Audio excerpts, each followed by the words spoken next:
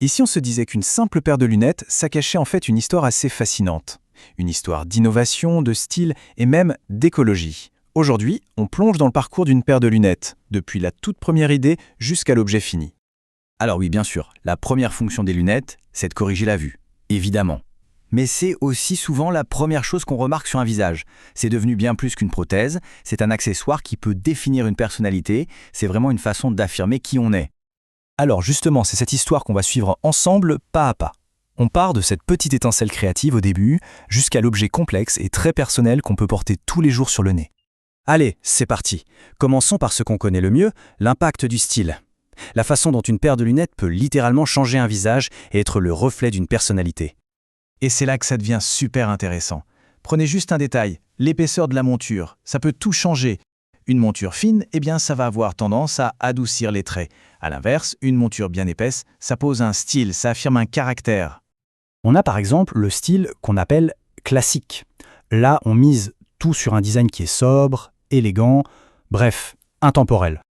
Ou alors, on peut aller chercher dans le passé avec le look rétro. On pioche dans les formes, dans l'ambiance des décennies précédentes, pour un petit effet vintage qui marche toujours. Et puis, à l'opposé, on trouve le style futuriste. Là, on est sur des formes beaucoup plus audacieuses, des matériaux innovants. On a l'impression que ça sort tout droit d'un film de science-fiction. Le style, c'est une chose.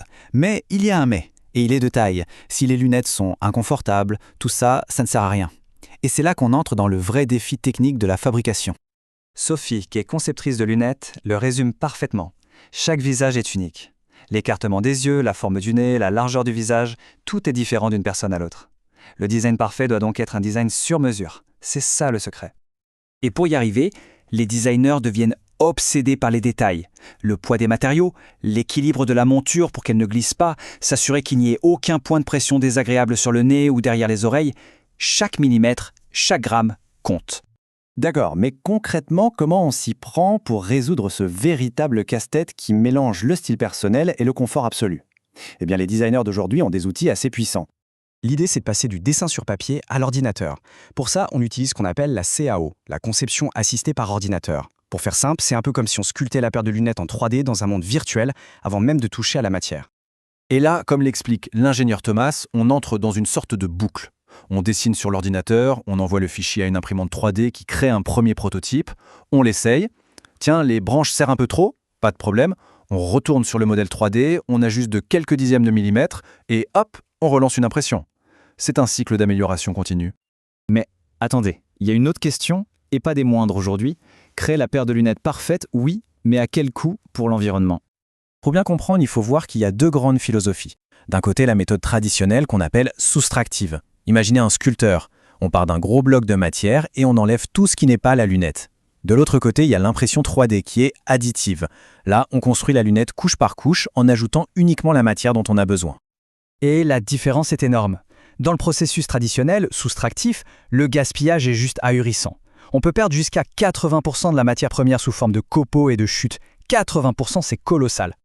Et l'impact ne s'arrête pas au gaspillage de matière. Regardez ce graphique, il parle de lui-même. Une étude récente a montré que l'impression 3D pouvait réduire les émissions de carbone de plus de la moitié. Par rapport à la méthode classique, on parle d'une réduction de 58%.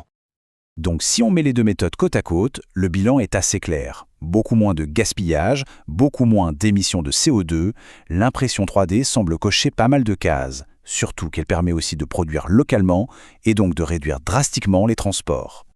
Attention, ce n'est pas non plus la solution miracle. La technologie a encore ses limites. Les matériaux utilisés sont souvent des plastiques dérivés du pétrole, l'impression elle-même génère quelques déchets et il faut parfois des produits chimiques pour les finitions.